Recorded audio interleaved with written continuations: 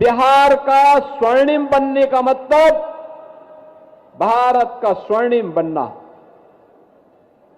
बिहार का विकसित बनने का मतलब भारत का विकसित बनना। इसी धरा पर चंद्रगुप्त मौर्य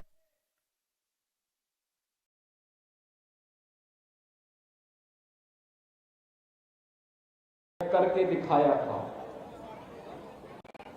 बिहार की वह धरती है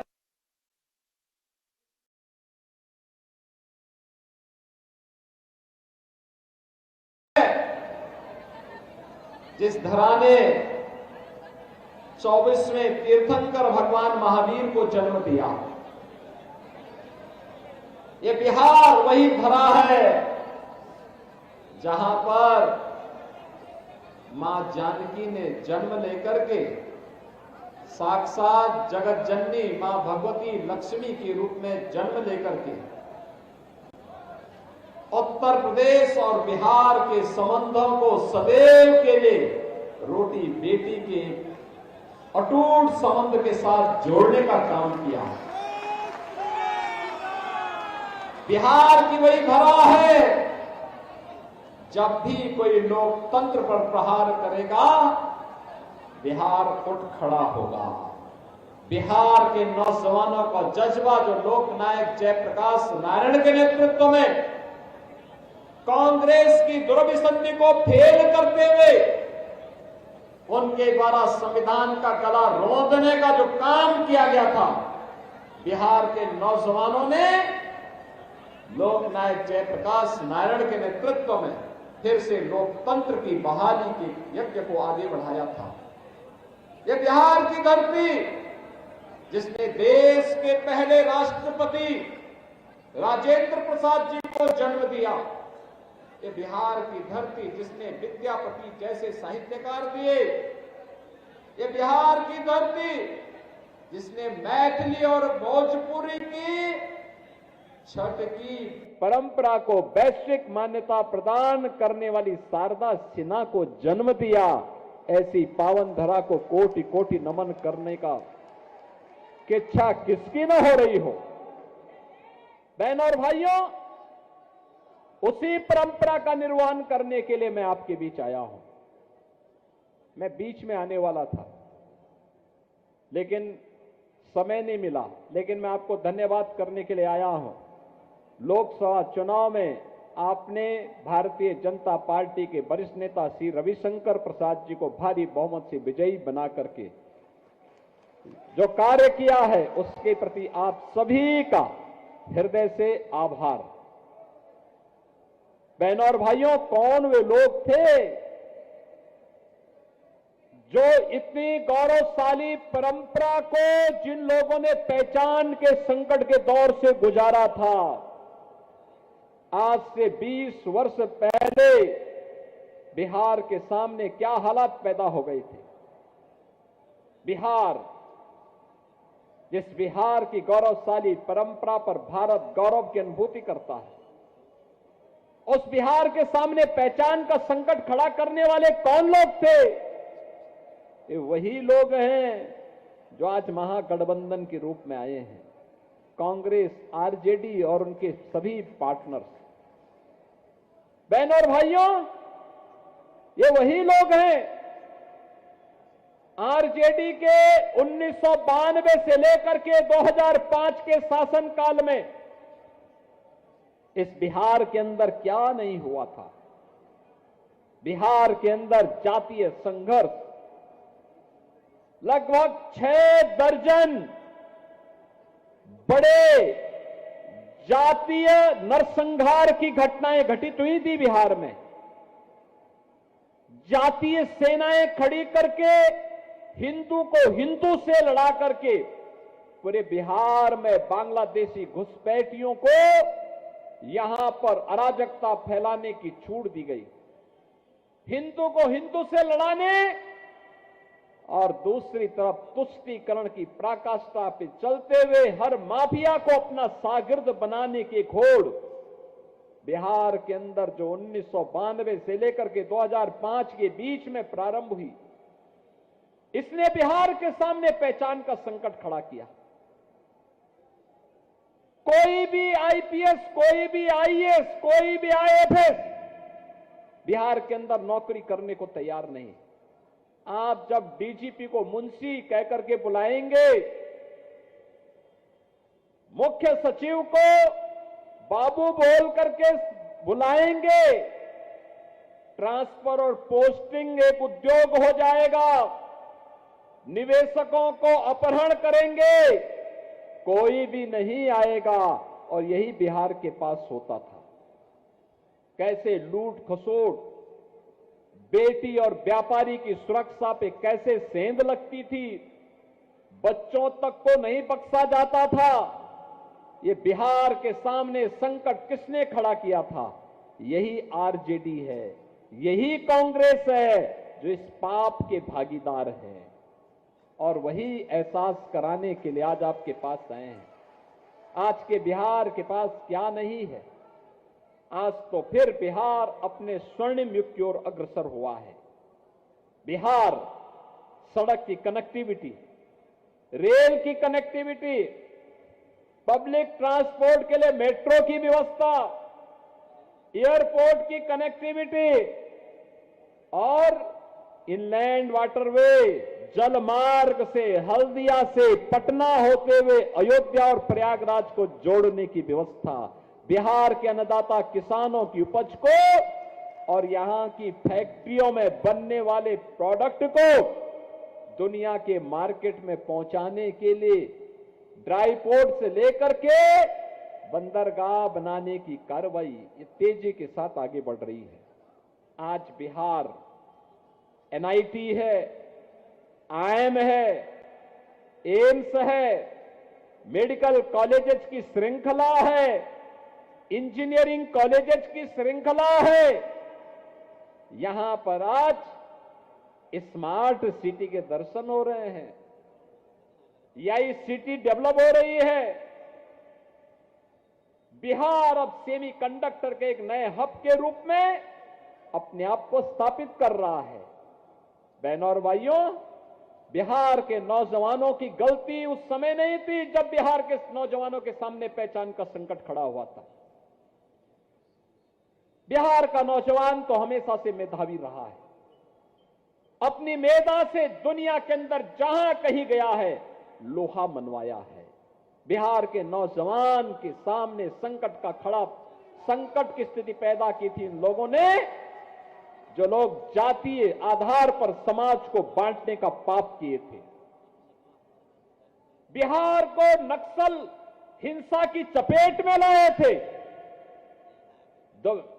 2005 में बिहार ने गड़ाई ली, फिर से बिहार खड़ा हुआ और आज बिहार विरासत और विकास के जिस अभियान के साथ आगे बढ़ा है, कल्याणकारी योजनाओं के साथ आगे बढ़ा है, ये नया बिहार है। ये बिहार, जिस बिहार पर आज भारत भी गौरव की अनुभूति करता है। बहनों और भाइयों, याद करिए, हम लोग आए थे पिछले चुनाव के समय और तब हमने कहा था कि अब आपको नारा लगाने की आवश्यकता नहीं पड़ेगी, आपके नारे हम यूपी में हकीकत में बदल डालेंगे। हमने कहा था, उससे पहले हम लोग आते थे, लोग कहते थे रामलला हम आएंगे, मंदिर वहीं बनाएंगे। हमने कहा बनाएंगे नहीं, बन गया राम मंदिर, आज अयोध्या में खड़ा हो गया। अब कोई संदेह है क्या? और जब अयोध्या में रामलला का मंदिर बन गया तो सीतामढ़ी में भी मां जानकी का मंदिर बन रहा है। क्योंकि अयोध्या और बिहार का मिलन तो राम और जानकी के मिलन से ही प्रारंभ होता है और यह अटूट संबंध हमेशा था, हमेशा रहेगा।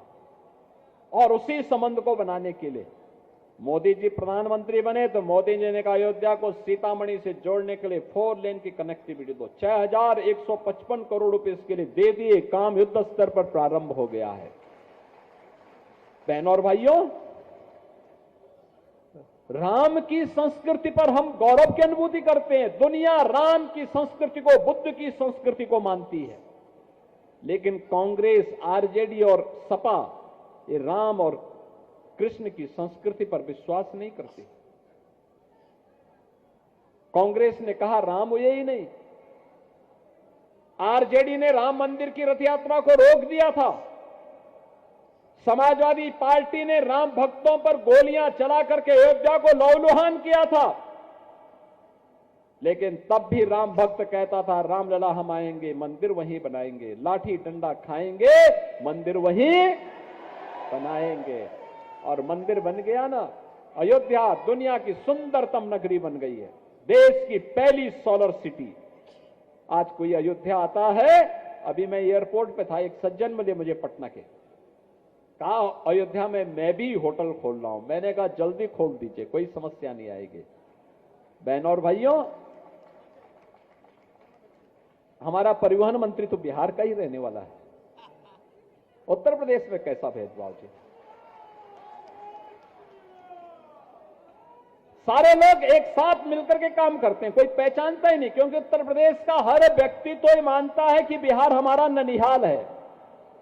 और बहनों और भाइयों, उसी भाव के साथ हर उत्तर प्रदेश वासी आज बिहार में आता है, बिहार का वासी उत्तर प्रदेश में जाता है और विकास की इस प्रक्रिया को मिलकर के काम आगे बढ़ाने की तैयारी मजबूती के साथ आगे बढ़ रही है। विकास भी है, विरासत भी है और गरीबों का कल्याण भी है।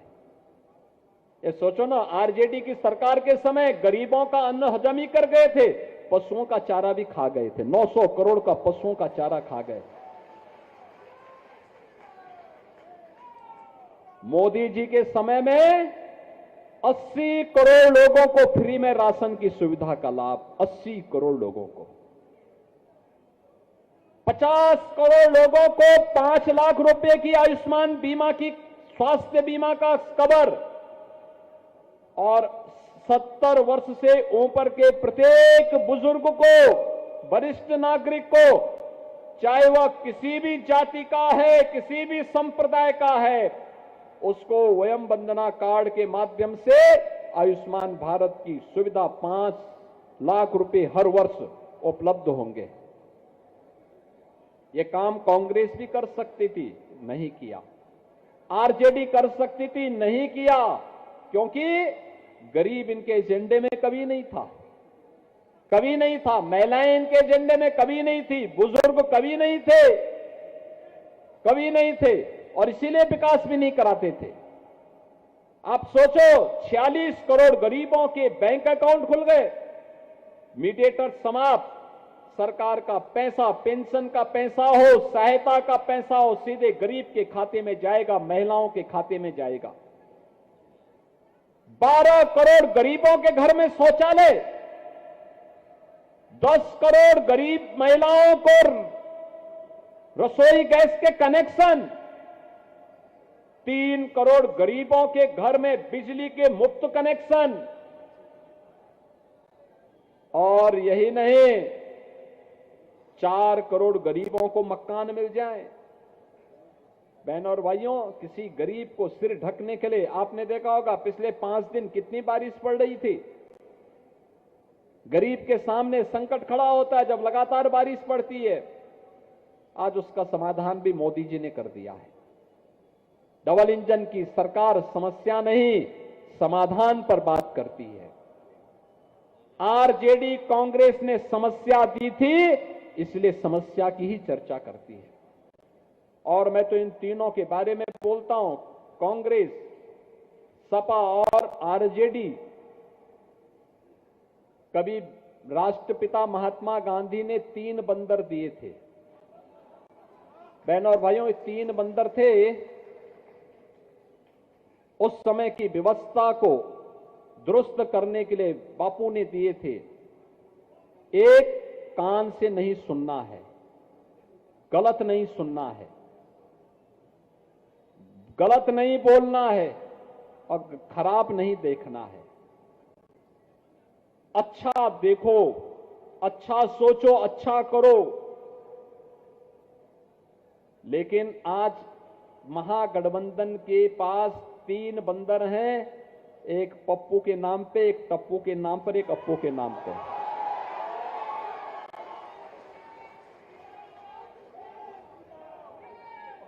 एक अच्छा नहीं बोल सकता है, एक को अच्छा नहीं दिखाई देता है और एक को अच्छा नहीं सुनाई देता है।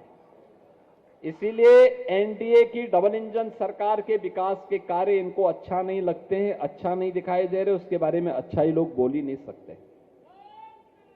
और बहनों और भाइयों, हमें इस बारे में देखना है, ये चुनाव केवल चुनाव नहीं है, बिहार की अस्मिता को ध्यान में रख करके एनडीए सरकार के द्वारा किए गए कार्यों को आगे बढ़ाने का एक अभियान भी है। स्वर्णिम बिहार फिर से एनडीए की सरकार ही दे सकती है।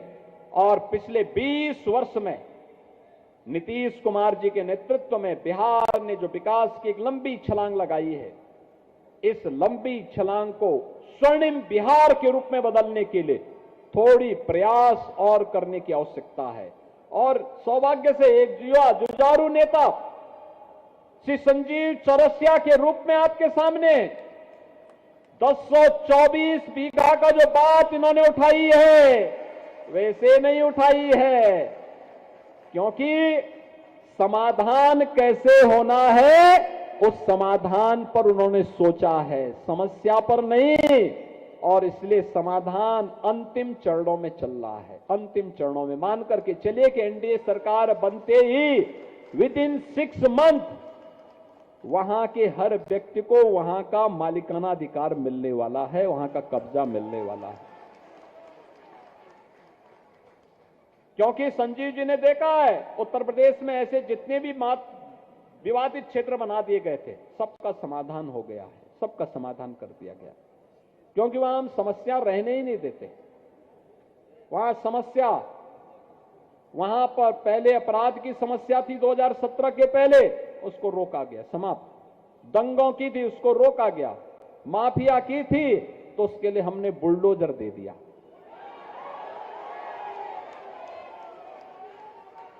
खूब चाप करके वो चलता है, जब सड़कें अच्छी बनाता है और माफिया को रौंद करके आगे बढ़ जाता है। बहनों और भाइयों, मैं तो आप सबसे यही आह्वान करूंगा, स्वर्णिम बिहार के लिए एनडीए सरकार आवश्यक है, एनडीए की डबल इंजन सरकार आवश्यक है। आप सोचो कितना प्रभाव पड़ता है। मैं एक बार गोरखपुर से दरभंगा जा रहा था, 16 घंटे लगे थे मुझे। आज मैं लखनऊ से दरभंगा सुबह आया हूं, मात्र 45 मिनट में पहुंचा हूं, 45 मिनट में। ये डबल इंजन की स्पीड है, डबल इंजन की स्पीड है। बिहार को घुसपैठियों का धर्मशाला नहीं बनने देना है, बिहार को अराजकता की आग में नहीं धकेलने देना है, बिहार को लूट, अपहरण और किसी भी प्रकार की अराजकता की आग में नहीं झोंकने देना है। और इसको रोकने के लिए एकमात्र आपके पास सहारा है कि डबल इंजन की एनडीए सरकार फिर से बिहार के अंदर स्थापित हो और स्वर्णिम बिहार की परिकल्पना को आत्मनिर्भर और विकसित बिहार के रूप में हम आगे बढ़ाएं। मोदी जी के संकल्पों को, जो विकसित भारत की संकल्पना है, उसको लेकर के हम आगे बढ़ाएं। और इसके लिए बहनों और भाइयों, एनडीए ने कमल चुनाव चिन्ह पर श्री संजीव चौरसिया जी को अपना प्रत्याशी दीघा विधानसभा क्षेत्र में आपके बीच में उतारा है। आप सभी लोग संजीव चौरसिया जी को अपना आशीर्वाद देंगे ना? सभी लोग सहमत हैं? जहां तक मेरी आवाज जा रही है, दोनों हाथ उठा करके आशीर्वाद, दोनों हाथ उठा करके दिया जाता है, दोनों हाथ उठा करके। सभी लोग सहमत है ना? इधर उधर उधर उधर इधर, सभी लोग सहमत है ना? सबका आशीर्वाद मिलेगा। लेकिन आशीर्वाद तभी, आज 3 नवंबर हो गई और बहनों और भाइयों, कल चुनाव प्रचार पहले चरण का संपन्न हो चुका होगा। शाम को, कल सायंकाल बंद होगा। आज से, अभी से आपको घर घर जाकर के एक एक मतदाता को बताना पड़ेगा कि जाति पाति पे नहीं, किसी भी अन्यवाद में नहीं। याद करना, दुनिया से कम्युनिज्म समाप्त हो गया है। भारत के यशस्वी गृह मंत्री जी ने कह रखा है 2026 की मार्च तक भारत को नक्सलवाद और माओवाद की समस्या से पूरी तरह समाप्त कर देंगे। तो बिहार में ये माले कहां से आ गया? ये माओवादियों को पनपने मत दीजिए, किसी भी अराजकता को आगे बढ़ने मत दीजिए। ये लोग बढ़ेंगे, माफिया प्रवृत्ति को आगे बढ़ाएंगे, अराजकता पैदा करेंगे, अव्यवस्था पैदा करेंगे, हर एक व्यक्ति के सामने सुरक्षा का संकट खड़ा कर देंगे। कतई नहीं आने देना है। गुमराह करने वाले लोगों से सावधान होइए, नक्कालों से सावधान, और देश के खिलाफ गद्दारी करने वालों से भी सावधान। केवल एक ही हमारा धर्म है, वह है राष्ट्र धर्म, और राष्ट्र धर्म के लिए एनडीए एकमात्र माध्यम है वहां पहुंचने का, उस सेवा को माध्यम बनाने का। और इसके लिए संजीव चौरसिया जी को भारतीय जनता पार्टी और एनडीए ने अपना